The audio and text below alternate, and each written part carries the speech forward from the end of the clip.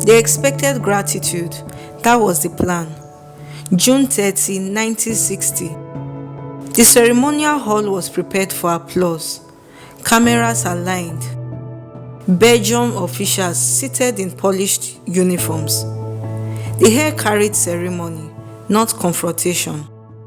Outside, the Congo waited. A nation carved, controlled, exploited for decades. Its rivers fed empires.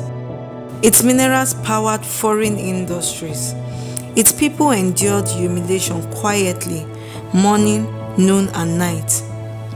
Inside the hall, the Belgian king praised colonial progress. The speech was smooth, orderly, predictable. Polite applause followed. Patrice Lumumba stood. He was only 35, not from royalty, not from wealth.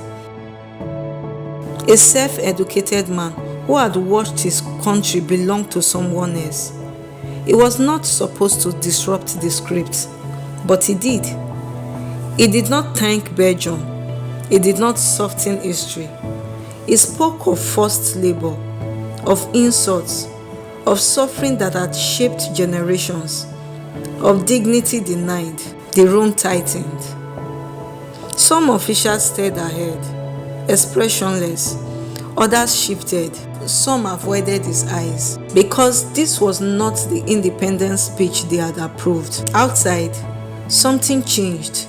For the first time, the Congo had its pain spoken out loud, not as complaint, but as truth. That moment did two things at once. It inspired a nation and it alarmed powerful men. Lumumba became Prime Minister of the newly independent Congo. But independence is fragile when power is still watching. Within days, the army mutinied. Soldiers refused orders. Confusion spread. Belgian troops returned. The mineral-rich province of Katanga broke away under Moise Tshombe with foreign backing. The Congo was no longer just a young nation. It had become a battlefield of global interest. The Cold War loomed. Lumumba asked the United Nations for help. The help was slow, limited, careful, so he looked elsewhere. That was enough. In Washington and Brussels, he was no longer just a leader. He was a problem. In September 1960, President Joseph Kasavubu dismissed him. Army Chief Mobutu Sese Seko seized control. Lumumba was arrested. He tried to reach his supporters. He tried to hold on to the future he believed in. He was captured. On January 17, 1961, Patrice Lumumba was executed. He was 35 years old.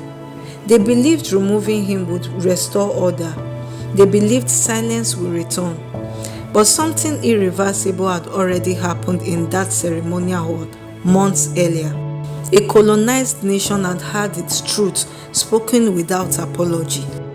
You can kill a man, you cannot erase a moment. Decades later, investigations will reveal foreign involvement. Belgium would admit moral responsibility.